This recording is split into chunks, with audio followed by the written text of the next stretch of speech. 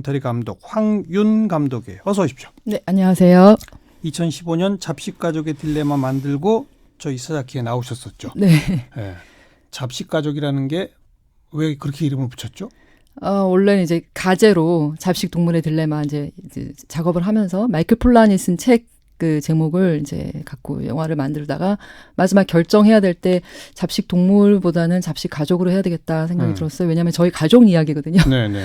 그 영화 자체가 이제 제가 돼지가 사는 곳을 직접 가서 보게 되고 그러면서 돼지와 사랑에 빠지고 돼지와 친구가 되면서 돈가스가 더 이상 고기로만 보이지 않게 되는 네. 그러면서 제가 겪게 된 심리적인 딜레마에 대한 영화거든요. 네. 그러면서 저희 가족하고도 소소한 갈등들도 생기고 남편은 네. 육식을 하고 그렇죠. 남편은 잡식 육식 하고 있고 그다음에 저는 이제 영화를 찍으면서 채식주의자가 됐고 예. 그러면서 그 사이에 낀 아들 저희 이게 세 명의 어떤 그 좀 티격태격하는 이야기와 함께 돼지들이 실제로 살아가는 모습들이 영화에 펼쳐지거든요. 그래서 그러니까요. 잡식가족의 딜레마로 네. 제목을 지었었고. 그 네. 3년이 좀 넘었는데 네. 남편은 여전히 잡식. 네, 여전히 이제 육식을 하긴 하는데 예전에 비해서 훨씬 양이 줄어들었고요. 황 감독은 네. 계속 채식. 네, 채식이지만 이제 비건을 지향은 하지만 완전 채식, 비건을 지향은 하지만 아직 비건은 아니고 한 98% 정도 비건을 네. 실천하고 있습니다. 비건이라고 하는 건 계란, 생선, 우유 유제품. 이런 것도 전혀 안 먹는 걸 네, 그렇죠. 거죠. 사실 영화 찍기 전에는 저도 이제 고기를 좀 먹어야 되지 않나 건강상 유제품 건강에 좋은 거 아닌가 이런 생각을 해왔거든요. 그래서 실제로 우유도 굉장히 좋아했고 돈가스도 좋아했는데 이제 영화를 찍으면서 돼지를 못 먹게 되면서 그러면 나는 뭘 먹어야 되지? 그래서 실제로 정말 이렇게 건강에 대한 정보들을 많이 찾아보게 되고 여러 책들을 많이 봤어요. 전문 서적들을 보면서 그동안에 우리가 그 육식에 대해서 갖고 있었던 그 단백질은 고기. 네. 고기를 먹어야지 빈혈에 걸리지 않고 우유를 먹어야 뼈가 튼튼해지고 이런 식의 어떤 그런 고정관념들이 사실은 굉장히 주입된 그러니까요. 것이었구나.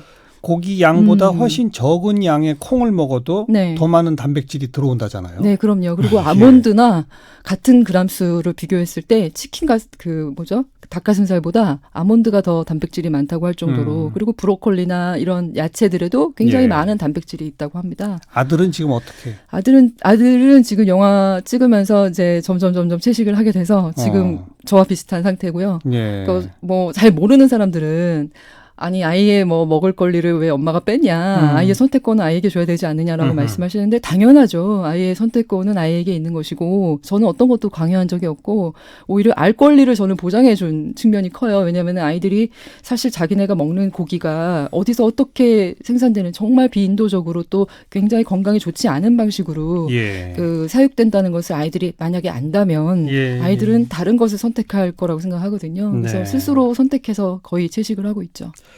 그러니까 채식을 한다, 비건이 된다, 이런 게 동물을 사랑해서 동물권이 소중하기 때문에 이렇게 생각하시는 분들도 있는데 우리 황윤 감독의 이 책에서 제가 주목되는 바는 그게 아니다. 지금의 이 공장식 축산 시스템이라고 하는 것이 인류 전체에게 지구 전체에게 어마어마한 해악을 미치고 있다는 걸 고발하시는 게 가장 중요한 대목 아닙니까?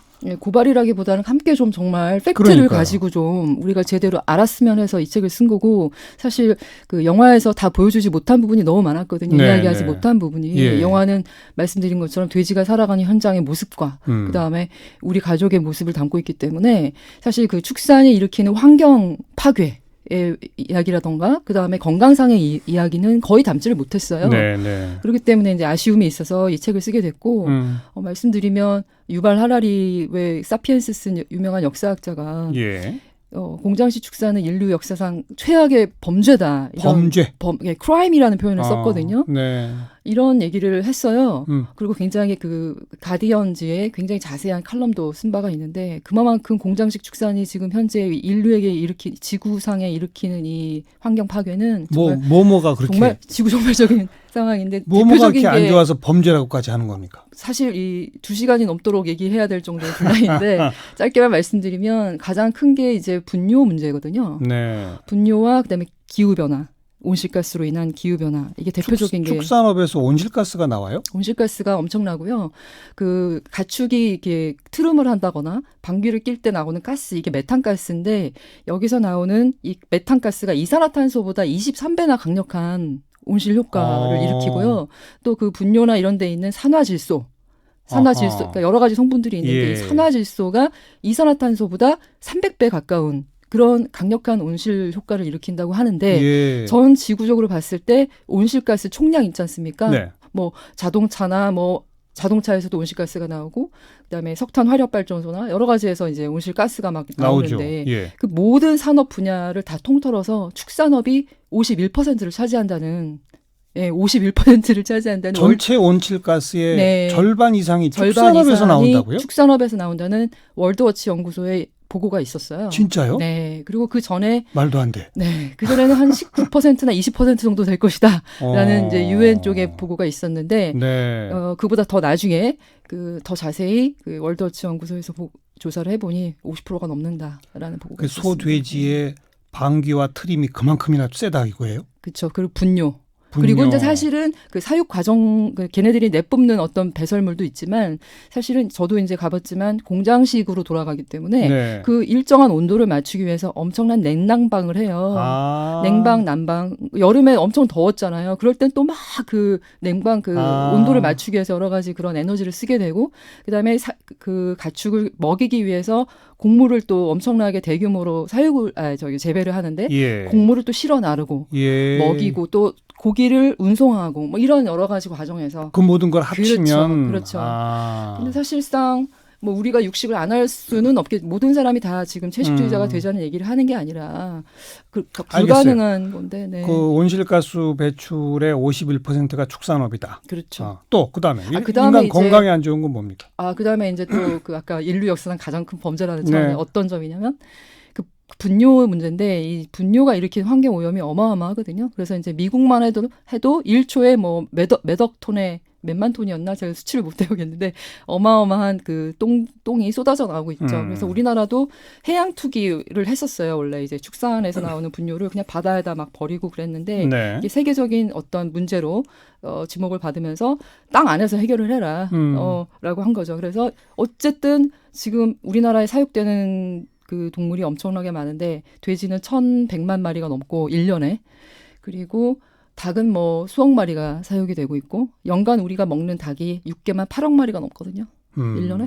그 정도기 때문에 걔네들이 내뿜는 분뇨를 생각해 보세요. 그러면 이거 뭐 엄청난 거죠. 근데 이제 그것들이 땅과 강과 우리가 먹는 식수와 지하수와 이런 것들을 다 오염을 시키고 있고 제주도 같은 경우도 사실 굉장히 청정섬 이렇게 알려져 있지만 사실 그 숨골이라고 하는 제주도 지하수가 굉장히 중요한데 식수원으로 그런 것까지도 지금 그 분뇨로 오염이 되고 있다고 해서 그 뭐 두루미가 오는 뭐 겨울 서식지인 철원 같은 경우 또 그 익산도 제가 아는 분이 10년 넘게 그 분뇨 문제 때문에 악취로 그 주변에 살아가는 분들이 축사 분뇨 주변에 살아가는 분들이 숨을 못 쉴 정도로 너무 고통을 받고 계세요.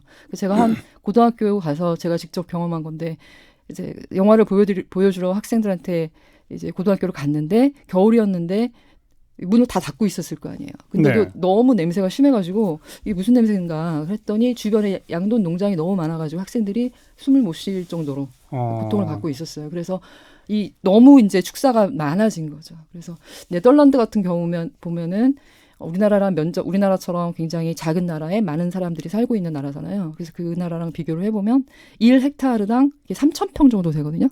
1헥타르당 돼지가 한 5마리 정도 이렇게 사육이 되고 있어요. 굉장히 적은 수죠. 근데 우리나라는 12,000마리. 그래요? 네, 그만큼 너무 작은 나라에 너무 많은 동물을 사육하고 있어요. 먹기 위해서. 그러니까 분뇨도 그렇고. 우리가 그럼 네덜란드 사람들보다 육식을 더 하는 거예요? 뭐 네덜란드 같은 경우 육식을 안 한다고 볼 수 없겠죠. 물론 수입하는 것도 있을 수 있겠고 그렇지만 환경에 미치는 영향을 그만큼 생각을 하고 있다는 거죠. 지속 가능하게 축산을 하고 있는데. 알겠어요. 공장식 축산, 온실가스, 분뇨. 그런데 그렇게 해서 얻어진 그 고기들도 그렇죠. 인간 건강에 그렇게 좋은 것도 아니라면서요. 제가 이제 돼지 농장을 갔을 때 제일 충격적이었던 게 물론 어미 돼지들이 감금틀에 갇혀 있고 이런 것 자체도 감금틀이라고 하는 건 아예 움직이지도 못해요. 아예 움직이지 못해요. 그러니까 자기 어깨 넓이만한 돼지의 어깨 넓이만한 폭 60cm 그리고 딱 자기 몸에 딱 맞는 그 감금 쇠틀로 된 그 감금 틀에 스토리라고 하는데 영어로 그 틀에 갇혀가지고 앉았다 일어났다 외에는 다른 동작이 불가능한 네. 그 속에서 얘네들이 이제 계속 인공 수정으로 이제 새끼만 낳는 거예요. 임신되고 또 새끼 낳고 임신되고 새끼 낳고 해서 이렇게 정말 생명인데 그런 식으로 키워지는 것 자체가 너무 가슴이 아팠고요. 충격이었고 네. 그다음에 또 하나는 충격이었던 건 약병이었어요. 그래서 제가 이제 살처분해서 돼지를 더 이상 키우지 않게 된 폐축사를 조사를 한 적이 있는데 구제역 당시에요. 근데 갔었을 때 엄청나게 다양한 약병들이 막 이렇게 있는 거예요. 보니까 이제 뭐 피부병약, 그다음에 호흡기 질환약, 장치료제, 심장약, 그다음에 호르몬제, 그리고 항생제. 이런 온갖 약들이 즐비에 있었어요. 약 봉투나 약병들이. 그건 그렇게 밀집해서 그렇죠. 공장식으로 키우면 네. 다들 약해져가지고 왜 그러냐면 전염병도 돌고 그렇죠. 햇빛도 통하지 않고 바람도 전혀 통하지 않는 곳에서 수만 마리의 돼지나 닭들을 몰아넣고 그 속에서 계속 사료만 주고 똥 싸고 하다 보니 걔네들이 질병에 걸릴 수밖에 없는 거고. 그걸 치료하려고 그렇죠. 계속 약을 투여하고. 그럼에도 불구하고 그 약을 먹여도 낫지 않는 돼지들은 또 중간에 도태를 시키는데 최근에 왜 망치로 새끼 돼지 머리를 때려서 죽인 사건이 적발돼서 굉장히 지금 사회적인 공분을 샀었잖아요. 예. 근데 그런 경우가 사실 얼마나 되는지는 다 헤아려 볼 수는 없지만 저도 이제 축사하는 현장을 갔을 때 병든 돼지들이 이렇게 한쪽에 빼내져 있는 거 많이 봤거든요. 네. 그리고 심지어 어떤 곳은 이렇게 돼지 똥 쌓아놓은 분뇨 쌓아놓은 곳에 뭐가 이렇게 움직여서 가보니까 새끼 돼지였어요. 눈을 꼼뻑꼼뻑 거리면서 살아있는데 그냥 이렇게 마치 과수원에서 썩은 사과를 따서 버리듯이 그렇게 비인도적으로 병든 돼지들이 처리되고 있었죠. 뿐 아니라 그렇게 수없이 많은 약을 먹인 고기를. 그럼 그 고기 성분에 그 약 성분이 그렇죠. 안 남아 있을 수가 없다고 없죠? 보죠. 네.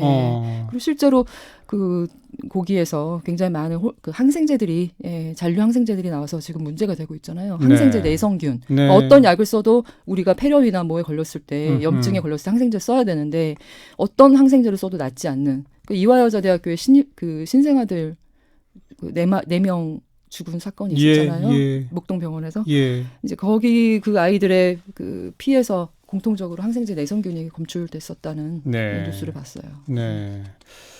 그러다가 그렇게 밀집 사육되는 동물들은 엄청난 스트레스를 받게 되고 그 스트레스 성분도 고기와 다 또 들어가 있다면서요. 그렇죠. 사실 우리가 그 건강상에 그 먹었을 때 우리 건강이 좋지 않은 것은 당연하고 저는 사실 이 책에서 제가 강조하고 싶었던 건 정신적인 좀 문제였어요. 그래서 이 살처분에 투입된 노동자분, 그러니까 공무원 노동자분들을 제가 실제로 인터뷰를 했었는데 그분들이 엄청난 트라우마에 시달리고 있었고 자살하신 분도 굉장히 많아요. 그래요? 네, 이제 자살하신 분도 많고 그리고 이제 몇 년이 지났는데도 아직도 악몽에 시달리고 불면에 시달리는 그런 분들이 많았고요. 또 군인들이 그린 그림도 봤는데 그 굉장히 막 온통 빨간색으로 그리고 돼지들을 죽였던 그 죄책감과 충격을 그림으로 표현한 것도 봤었는데요. 이거는 정말 어떻게 해서든 이제 그 살처분 자체도 사실 잔인하지만 왜 살처분이 일어나느냐. 사실 그 바이러스나 이런 것들이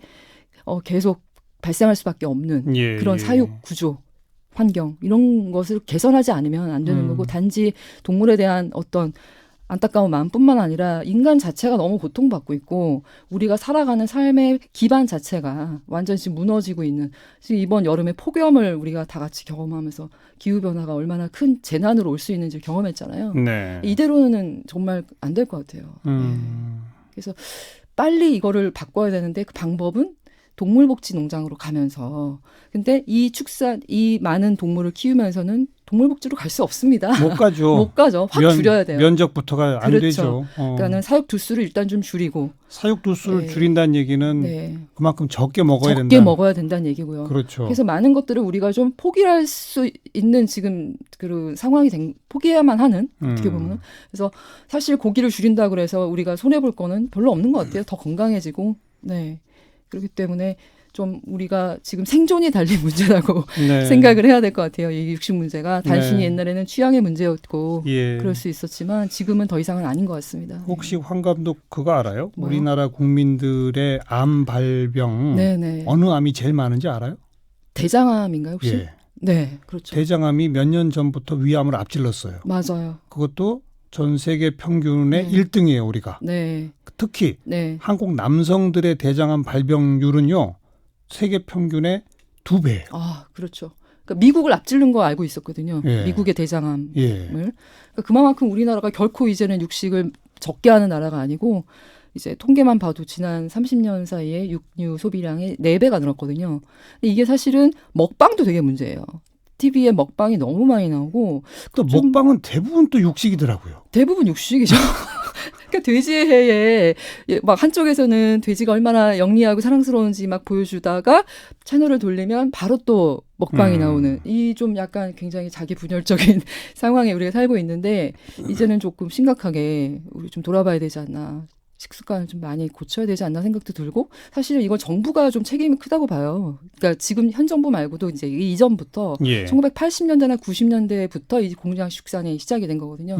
이게 자연 발생적인 게 아니라 국민들이 고기를 많이 먹어서 공장식 축산이 시작된 게 아니라 공장식 축산이 시작됨으로써 그 고기가 굉장히 대량으로 공급되면서 가격을 싸게. 그렇죠. 그렇죠. 싸게 많이 공급이 되면서 많은 사람들이 물론 고기를 먹게 된 측면도 있지만 이제는 너무 많이 먹게 된 거죠. 네, 그래서 네. 이제 거의 중독에 걸린 상태였기 때문에 시급한 문제를 좀 받아요. 정부 말씀하셨으니까 네. 유럽의 몇몇 국가들은 이제 동물 복지형 축산이 아니면 유통 못하도록. 그 작년에 2017년에 핀란드 그 농업환경부 장관이 왔었거든요. 우리나라에 와서 이제 그 신문에 인터뷰한 거 보니까 이런 얘기 하더라고요. 1970년대부터 핀란드는 동물복지로 정부가 정책을 끌고 갔대요. 네. 그러다 보니까 이제 뭐 항생제나 이런 게 금지된 건 당연하고 동물을 굉장히 인도적으로 사육하게 된 거예요. 30-40년 전부터.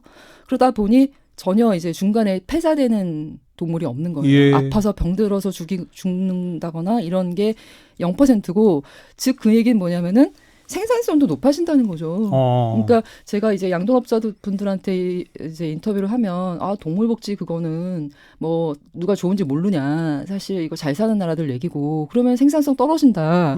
이건 우리는 명백한 산업인데 우리는 뭐 손해볼 수는 없지 않느냐. 이런 얘기를 하시거든요. 생산성도 높아지더라. 근데 사실은 그게 이제 폐사율이 25%에 달한다는 얘기가 있어요. 양돈 농장, 우리나라 양돈 농장의 돼지 그 중간에 병들거나 아파서 도태되는 도주자를 가지 못하고 중간에 도태되는 게 25%에 달한다라는 통계를 제가 어딘가에서 본 적이 있거든요. 그게 정확한 건지 모르겠지만 저도 굉장히 많이 목격을 했었고 그러니까 그 동물복지로 바꿨을 때는 모두가 좋은 거죠. 업자분들도 사실 이제 그 굉장히 폐사율을 줄일 수가 있고. 그러니까 앞서가고 있는 나라들은 이제 그런 동물복지형이 아니라 항생제를 쓰거나 공장식 축산을 한 육류는 아예 유통을 못 시키도록 금지하는 것까지 가고 있나요? 왜 유럽이요? 예. 그것까지는 제가 정확하게 모르겠는데 분명한 건 동물복지농장으로 당연히 가고 있고요. 우리나라도 근데 아직 좀 느려서 그렇지 시작이 안 된 건 아니에요. 네, 그래서 제가 책에도 좀 뭔가 대안이 되는 육식의 선택지는 무엇인가를 썼거든요. 이렇게 3가지 선택지가 있는데 하나는 이제 정부가 인증한 동물복지 그 고기가 있어요. 축산물이 이제 마크가 있어요. 그래서 이제 그런 것들을 뭐 좀 아직 흔하진 않지만 구할 수가 있고요.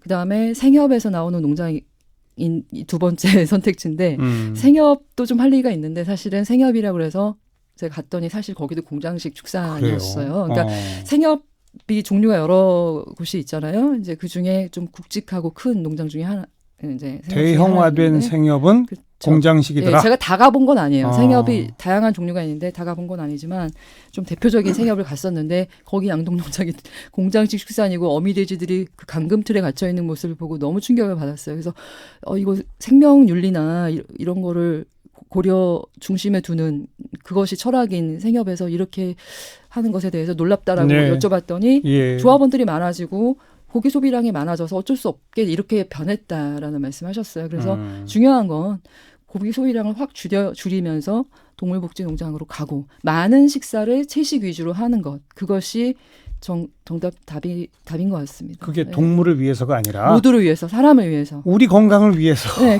아이들의 생존이 달린 문제인 것 같아요. 지구온난화가 계속되면 네. 지금 2030년에 북극이 다 녹는다고 그러거든요. 근데 올해 폭염도 너무 힘들었는데 작년 이제 올해 2019년 여름은 얼마나 더 더울지. 그럼 더우면 이제 작물이 재배가 힘들 것이고. 조금 더 세게 얘기하죠. 네. 우리 아이들한테 네. 항생제 덩어리 고기를 먹이시겠습니까? 아, 그럼요. 항생제뿐만 아니라 예, 뭐 호르몬제도 먹이는 거고 성장 촉진제도 고기를 통해서 먹이는 거고. 네. 네. 그런 거죠. 그리고 사실 이제 뭐 영양학적으로도 고기가 굉장히 안 뭐 여러 가지 논란들이 있지만 제가 이제 콜린 캠벨 박사님 세계 영양학계에서 뭐 거의 아인슈타인 같은 분인데 그래서 이분이 평생의 업적을 연구를 쓴 무엇을 먹을 것인가라는 책을 요약해서 제 책에 썼는데 동물성 단백질이 결코 좋지 않고 네. 오히려 암의 스위치 역할을 한다. 그러니까, 맞습니다. 네, 라는 얘기가 있거든요. 새삼 어느 학자 할 거 없이 그쪽 분야를 연구한 모든 분들은요. 이구동성이죠. 예, 안 좋다는 거고요. 네. 또 그런 그 소고기 한 1kg를 만들기 위해서 어마어마한 곡물이 들어가잖아요. 그럼요. 그러니까 이 선진국 국민들이 소고기 조금씩만 덜 먹으면 네. 아프리카, 뭐 아시아 모든 그럼요. 기아를 다 해결할 수 있다잖아요. 맞아요. 그래서 아이러니한 게 비만에 시달리는 인구가 전 세계 20억인데 한쪽에서 기아로 죽는 사람들이 20억이래요. 참. 똑같은 수치의 사람들이. 이런 내용들을 네. 사랑할까 먹을까라고 하는 책에 담아오셨네요. 어느 잡식 가족의 돼지 관찰기입니다. 다큐멘터리 감독 황윤 감독이었어요. 고맙습니다. 예, 고맙습니다.